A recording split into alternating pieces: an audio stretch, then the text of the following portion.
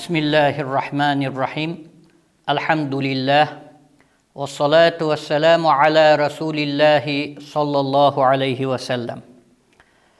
Biz sizlar bilan Imom Navaviyning Al-Azkor kitoblarini 69-bobga kelib to'xtagan edik. Allohdan yordam so'ragan holda 69-bobni o'qib sharhlashni boshlaymiz. 69-bob bu Allohning go'zal ismlari haqida ekan. A'rof surasining 180-oyatda Alloh taolo aytadiki: Allohning chiroyli ismlari bor, u bilan duo qilinglar deb aytgan ekan. Demak, xususan tahajjudga turilganida duo qilishdan oldin Alloh taoloni mana shu 99 ta ismini chiroyli qilib, ma'nolarini tushungan holatda duodan oldin o'qib, keyin duo qilinsa, inshaalloh ana shu duoni ijobat bo'lishligi umid qilinar ekan. 269-raqamdagi hadis Abu Hurayra radhiyallohu anhu dan rivoyat qilinadi. Rasululloh sallallohu alayhi va sallam aytdilar: Alloh taoloning 99 ta, ya'ni bir kam 100 ta ismi bordir. Kim uni sanasa jannatga kiradi. Alloh toqdir, toqni yaxshi ko'radi dedilar. Bu hadisni shu yergacha Imom Buxoriy va Imom Muslim rivoyat qilganlar. Davomida Imom Tirmiziy va boshqalar Alloh taoloning ismlarini 99 tasini birma-bir keltirishgan. Mana shu yerda bir joyga e'tibor beramiz. Hadisda aytilyapti: Alloh taoloning 99 ta ismi bor, ya'ni bir kam 100 ta ismi bor. Kim uni sanasa jannatga kiradi. Sanasa degan joyini ulamolar ajoyib sharhlashyaptiki, u sanash, o'qish emas biz tushungandek. Balki u xulqlanish. Ya'ni ana shu Alloh taoloning 99 ta ismi bilan xulqlangan odam inshaalloh jannatga kiradi deyiladi. Masalan, mana Alloh taoloning Al-Halim sifati bor. Inson juda ham serg'azab bo'lib qoldi, salga jahli chiqadigan bo'lib qoldi. Ana Alloh taoloning Al-Halim sifatidan nasiba olish kerak, xulqlanish kerak. Ana shu Allohning Halim sifatini yaxshilab o'qib, kerak bo'lsa uni tasbih olib 100 tami ya Halimu deb 100 ta yoki 200 ta, boring 500 ta, ana qurbi yetsa 1000 ta har kuni ya Halimu ya Halimu ya Halimu deb aytib Allohni ana shu sifatidan nasibador bo'lib xulqlansa, inshaalloh g'azabi barham topadi. Yoki boshqa sifatlari. Masalan, Alloh taolaning aziz sifati bor. Undan xulqlanish qanday bo'ladi? Mo'min odam Allohni aziz sifatdan xulqlanib, o'zini izzat ikromda qiladi, xorlab qo'ymaydi. Ya aziz deb Allohning ana shu sifatini aytadi. Masalan, kuchsiz bo'lib qoldi, Allohni al-qaviy sifatidan nasiba olib xulqlanadi. Ya qaviyyu deb turib Allohning ana shu sifatini 100 tami, 200 tami, 1000 tami qo'lidan kelganicha aytib, ana shundan xulqlanadi. Demak, kim uni sanasa jannatga kiradi deganda, Alloh taoloni ana shu go'zal ismlarini o'zida mujassam qilib xulqlansa, nasiba olsa degan ma'noda. Demak, mu'minni Alloh taoloning ana shu 99 ta ismidan nasibasi bor ekan.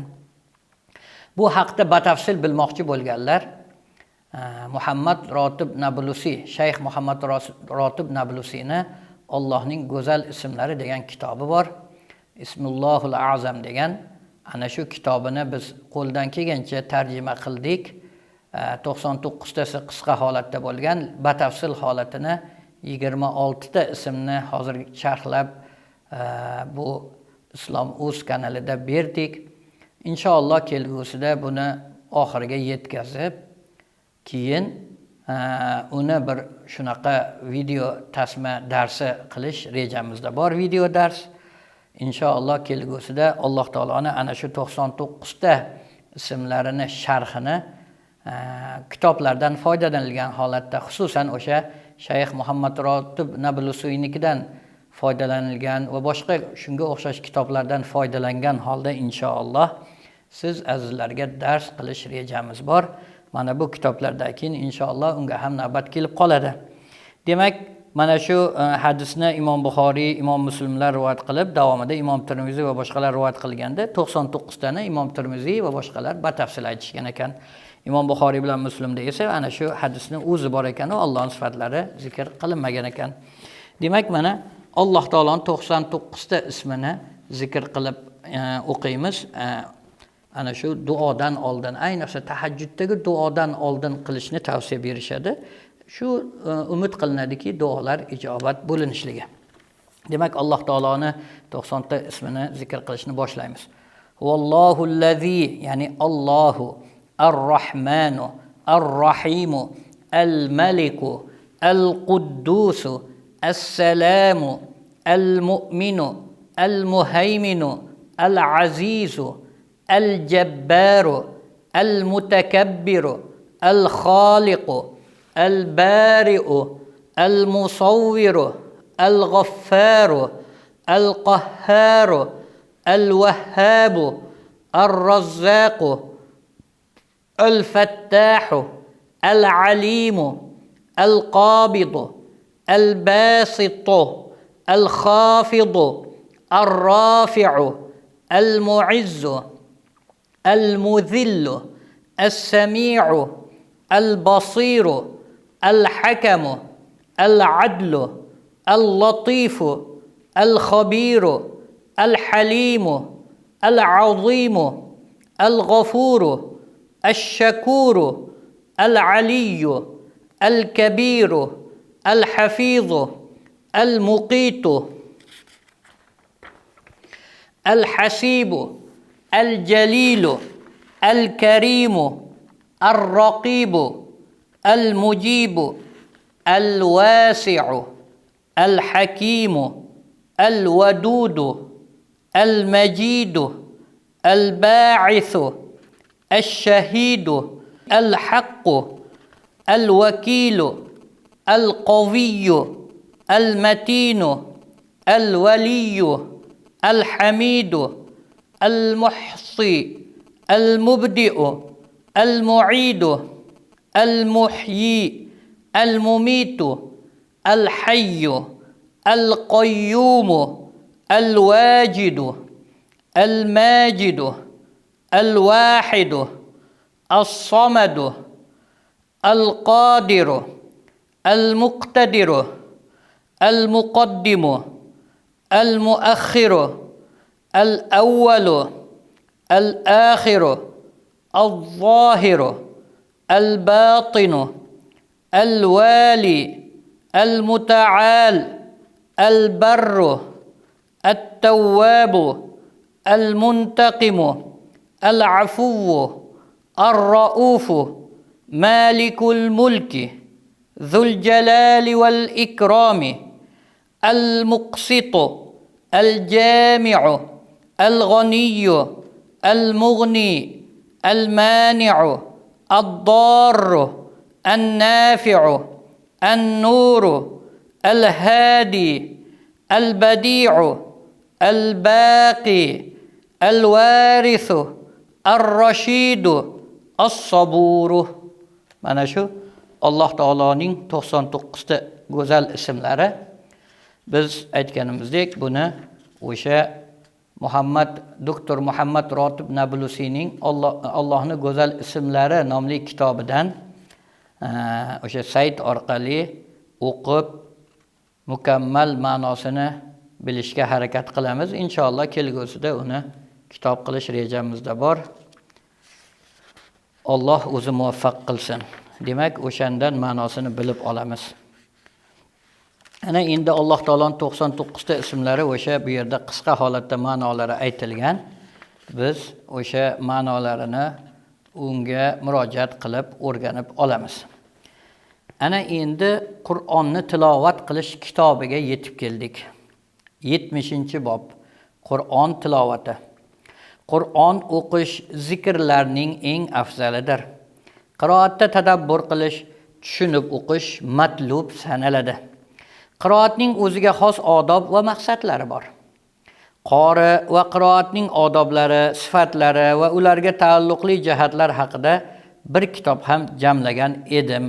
Chunki hofizi Qur'on uchun shunga o'xshash masalalar maxfiy qolishi mumkin emas. Ushbu kitobda esa maqsadga muvofiqini qisqa holatda keltiraman deb Imom Navaviy aytayaptilar. Fasl. Qur'on o'quvchi kishi ertami, kechmi, musofirmi, muqimmi, uning tilovatini tark qilmasligi lozim. Bardavom bo'lishligi kerak. Salaf ulamolarimizning Qur'onni xatm qilish odatlari turlicha edi.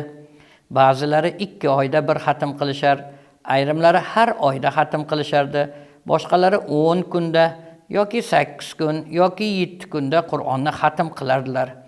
Ko'pchilikning odati shu edi. Uzog'i 1 hafta edi. 6, 5, 4 yoki 3 kunda xatm qiluvchi ulamolar ham oz sonli bo'lsa ham bor edi. Bundan tashqari har kecha va kunduzi xatm qiluvchilari ham bo'lgan. Har kechada bitta va har kunduzi bitta xatm qiladiganlari ham bo'lgan. Sayyid Jalil ibn Kotib as-Sufi kechasi 4 marta, kunduzi ham 4 marta Qur'onni xatm qilardilar.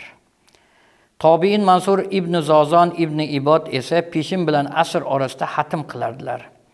Ibn Abu Dovud rivoyatida keltirilishicha, Mujohid raziyallohu anhu Ramazonda Qur'onni shom namozi bilan xufton orasida xatm qilganlar.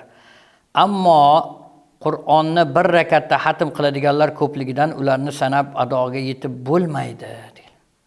Masalan, ular Usmon ibn Affon, Tamim, Ad-Dori, Sa'id ibn Jubayrlardir. Lekin oldingi jamoalar Qur'onni bir kecha kunduzda xatm qilishni makruh deb quyidagi hadisni dalil qilib keltirishgan deyaptilar. Abdulloh ibn Amr ibn Osdan rivoyat qilinadi. Rasululloh alayhi vasallam kim Qur'oni Karimni 3 kunda oz fursatda xatm qilsa, ma'nolarini anglamaydi deganlar. Buni Imom Abu Dovud va Tirmiziy va Nasa'iy rivoyat qilishgan. Mana shu yerda bir to'xtalib o'tishligimiz lozim. Mana bundan yaqin 800 yil oldin yozilgan kitob. Imom Navaviy 800 yil oldin, taxminan 800 yil oldin bu narsalarni aytayaptilar. O'z davrlarida ulardan oldin o'sha salaf solihlar mana shunaqa bir kunda 2, 3, 4 tagacha xatm qilganlari deyilyapti. Hozirgi paytimizga kelib bu narsa juda ham ajablanarli. Hatto tasdiqlashga ham qiynaladi. Sababi bizlar boshqacha hayotga kirib qolganligimiz. Agar ular bizni davrimizda bo'lib qolishganda bizdan ajablanishar edi. Chunki mana hozir odamlar qo'lida ana shu telefon va shunaqa jihozlari bilan 24 soat boshini ko'tarmay ishlayotganlar ham bor. Ular demak salaf solihlar xuddi biz telefonga yoki kompyuterga shunaqa mukkasidan ketib 24 soat ham bosh ko'tarmaganimiz kabi ular Qur'onda shunaqa mohir bo'lishgan. O'sha Qur'onni ustida turaverishgandan Alloh barakot berib qo'ygan. Ularga shunaqa bir barakot berib qo'yganki, biz bir haftada zo'rg'a yoki bir oyda zo'rg'a qiladigan xatmimizni kerak bo'lsa, Alloh taolo ularga 5, 6, 7 soatlarda ham, balki bir kechani o'zida ham xatm qilish darajasini berib qo'ygan. Yaqin o'tmishda ham ba'zi bir o'sha qori dodalarimiz bir kechada xatm qilib yoki 3 kechada xatm qiladiganlari bo'lishgan ekan. Ular o'sha ma'no, ya'ni ular butun hayotini Qur'onga qaratgani uchun u narsalar oddiy bo'lgan. Bir kunda xatm qiladiganlar ko'pligidan odamlar u narsadan ajablanib ham o'tirishmagan. Demak, ular bizni davrimizga kelsa telefonga mukkasidan ketganimizni ko'rib ajablangani kabi biz ham hozir ularning hayotdan mana shunaqa ajablanyapmiz.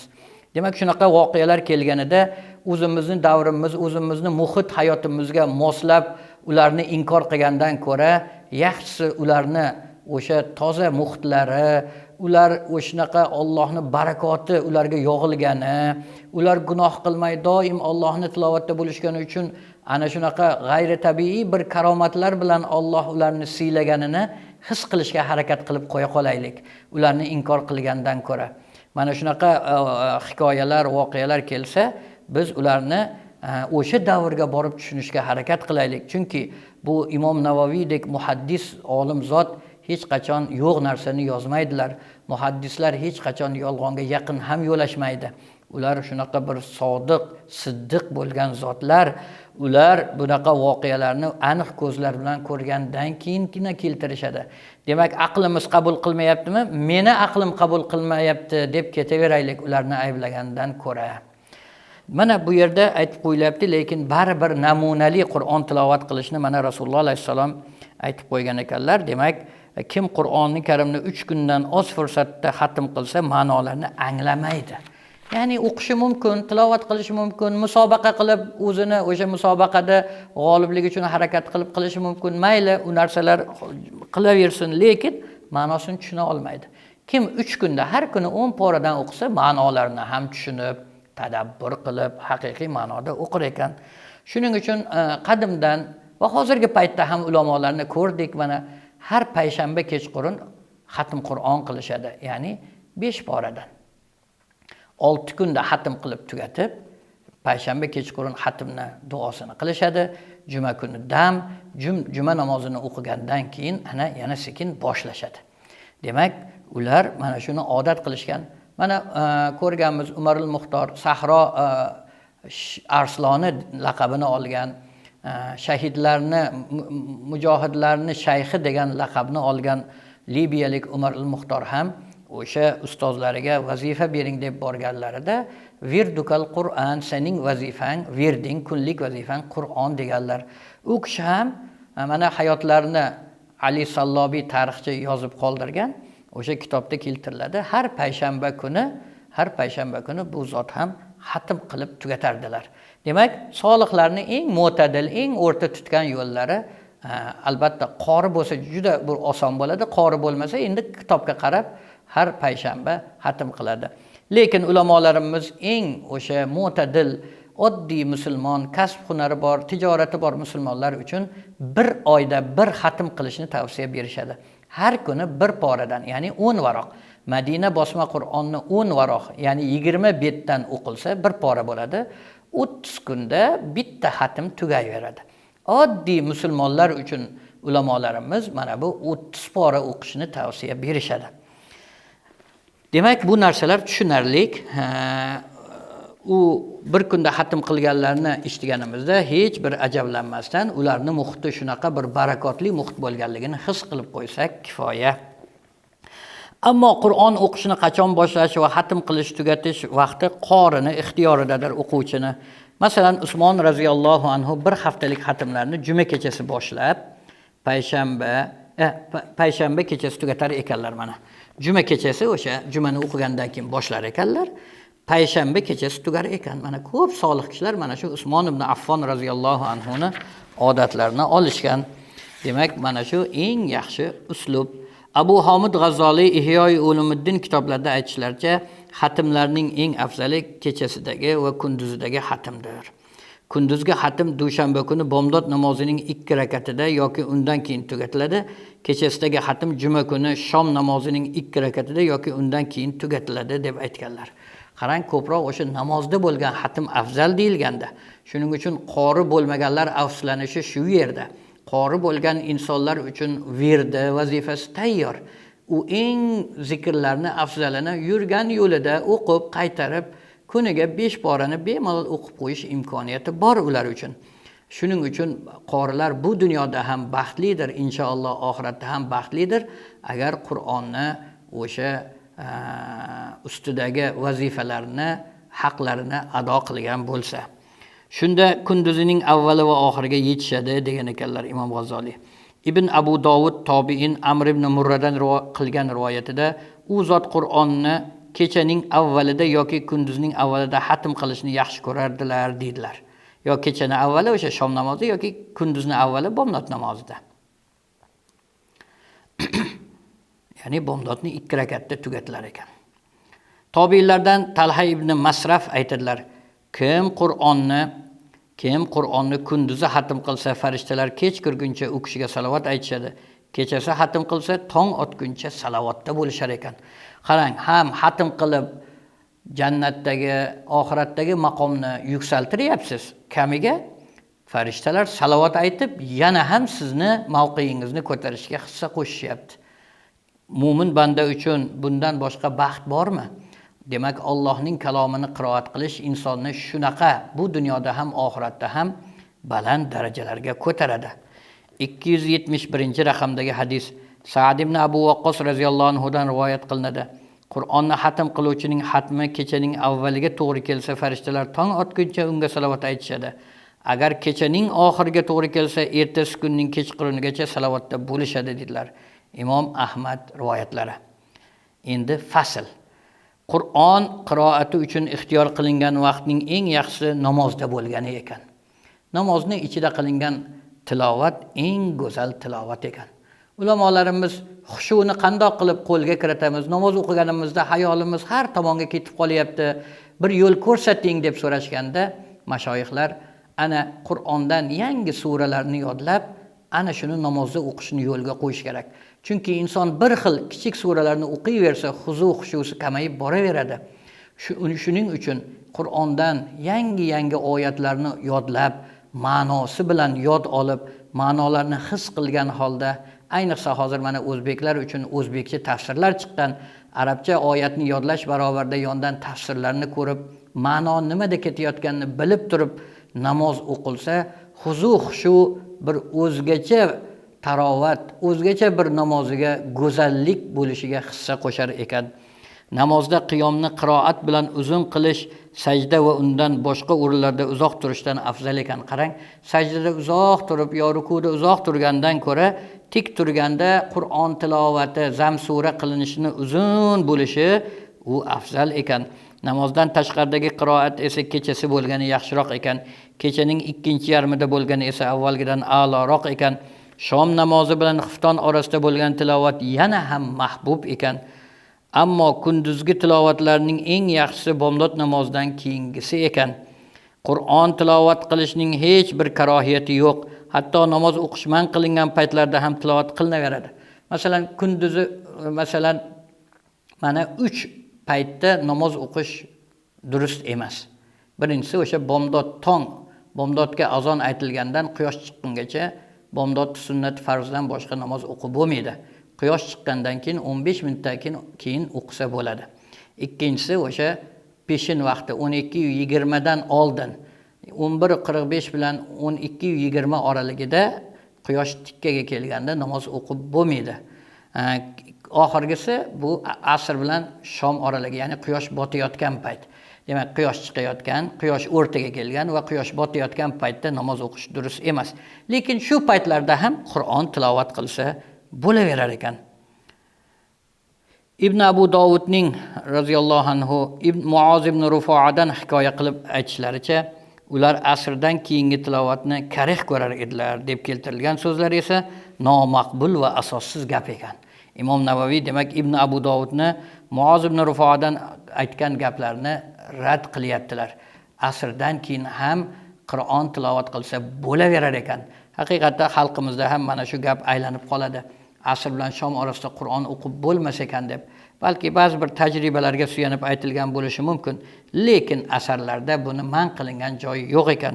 Mana Imom Navoiy aytibdilar, bu nomaqbul va asossiz gapdir deyaptilar. Tilovat uchun ixtiyor qilingan kunlar juma kuni, dushanba, payshanba va arafa kunlaridir. 10 kunlarda esa Zulhijja oyining avvalgi 10 kuni va Ramazon oyining oxirgi 10 kunidir. Ana shularda esa yana ham afzal ekan. Oylar ichidagi eng xatm Qur'onga mashg'ul bo'linadigan oy bu Ramazondagisi eng afzali ekan. Ramazonda Qur'on tilovatiga mashg'ul bo'lish juda ham ko'p tavsiya berilgan. Rasululloh alayhisalom tomonidan ham juda ko'p targ'ib qilingan. Bu Ramazon oyi Qur'on oyi. Chunki Qur'on ana shu oyda nozil bo'ldi. Chunki unda savoblar ko'paytirib beriladi. Undan tashqari inson qorni och bo'lgani uchun tafakkur, tadabburi ham kuchli bo'ladi. Qur'on o'qiganda o'zgacha bir tafakkur bilan, tushuncha bilan, his tuyg'u bilan Qur'onni o'qib, qalbida, hayotida mujassam qilib, dasturul amal bo'lib, unga amal qilishi osonlashadi. Zero Qur'on tilovat qilinsa ham savob bo'ladi. Aslida u amal qilish uchun tushirilgan. Ana shuni ma'nolarni bilib, tafakkur, tadabbur bilan o'qib, haligini tilovatiga mashg'ul bo'linsa savob ham olinadi. Endi unga amal qilinsa, undan ham ko'p savobga ega bo'linadi. Chunki bu Allohning oxirgi kitobi, Allohning umuman kitoblari amal qilish uchun tushirilgan. Bu oxirgi dinimiz kelgandan keyin faqat Qur'onga amal qilish ana shu musulmonlar uchun farzdir. Demak, bu oxirgi din Muhammad alayhissalomga tushirilgan bu Qur'on, demak, bu Allohning oxirgi zamon uchun bo'lgan oxirgi kitobidir. Xatmning odobi va unga taalluqli jihatlar. Yakka xatm qiluvchi qori xatmni namozda tugatishi mustahabdir. Demak, yakka xatm qilgan odam namozni ichida tugatsa yaxshi ekan. Ammo namozdan tashqarida xatm qiluvchi va ko'pchilik bo'lib xatm qiluvchilar kechaning avvalida yoki kunduzning avvalida qilishlari yaxshi. Masalan, mana xatmi Qur'on tugaganida oila a'zolarini yig'ib, eng kichkinasigacha olib kelib amin deyilsa, chunki amin deb tursa, chunki ularning gunohi bo'lmaydi yosh bolani. Duo ijobat bo'lishi osonlashadi. Ham undan tashqari o'sha yosh avlodda bir ajoyib malaka, tushuncha hosil bo'ladiki, demak, Qur'onni mana shunaqa jamoaviy bo'lib o'qilar ekan, jamoaviy bo'lib duo qilinar ekan deb u yoshligida ana shu narsa qalbida, fikrida muhrlanib qolsa, o'zi ham voyaga yetib katta bo'lganida ana shu Qur'onga oshno bo'lib, oila a'zolarini ham ana shunga targ'ib qiladi, chunki meni dadam yoki bobom mana shundoq qilardilar deb inson ana shu 40 dan o'tgandan keyin otasi va bobolari qilgan amallari bir o'zgacha insonga ta'siri bo'ladi. Demak, bu Qur'on xatm qilinganida yosh avlodlarni ham yig'ib, ayniqsa u ertalab bo'lsin ekan yo kechqurun bo'lsin ekan. Ana shu afzal ekan xatm qilinishligi. Xatm kunida roza tutish ham mustahab ekan. Qarang, naqadar go'zal o'sha xatm Qur'on tugagan kuni roza og'iz bo'linsa, duolar ijobat bo'lishligiga yana ham yaqinlashiladi. Shuning uchun mustahab, ya'ni mahbub amal ekan. Faqat shariat man qilgan kunlardagina roza tutilmaydi.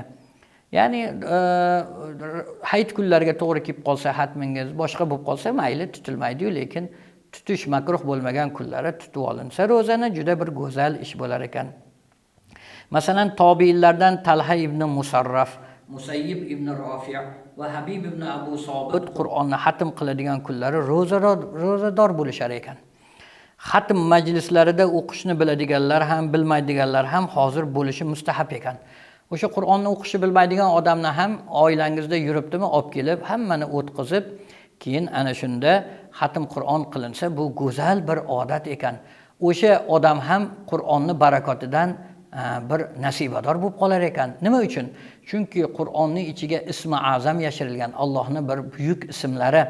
Agar o'sha ismi azamni o'rtaga qo'yib o'qib duo qilinsa ijobat bo'ladi deyilgan. Xatm Qur'onni o'qib qilingan duo ijobat bo'lishidan juda katta umid qilinadi. Ana o'sha atrofdagi kishilar ham kelib unga amin deb tursa, inshaalloh undagi ijobatga ular ham nasibador bo'lib qolishi umid qilinadi. 272 raqamdagi hadis. Rasululloh sallallohu alayhi va sallam hayit kunlari hayz ko'rgan ayollarga da'vat va boshqa yaxshiliklarda ishtirok etishni buyurar edilar. Imom Buxoriy va Muslim rivoyati. Demak, hayit kunlari bo'ladigan bo'lsa, hayz ko'rgan, nifos ko'rgan ayollar mayli da'vat, shunaqa va'z nasihatlar yoki boshqa bir yaxshiliklarga ishtirok etaversin der ekanlar. Lekin namozgohga kelib namoz o'qimaydi, Qur'on ushlamaydi.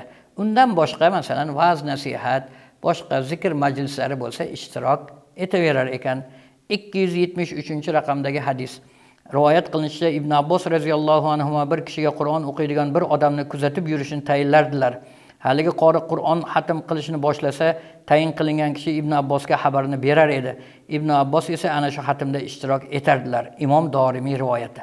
Qarang, Ibn Abbos radhiyallohu anhu odamlarni orasiga bir odamni yollab qo'yar ekanlarki, kim xatmisini tuyatsa menga xabar ber, men ham uni xatmisida ishtirok etay, undagi duo ijobat bo'ladigan duodan nasibador bo'lay, savobdan nasibador bo'lay deb ana shuni ovoza qilib qo'yar ekanlar. Haligi xatm Qur'on tugatgan kishiga borib ishtirok etar ekanlar.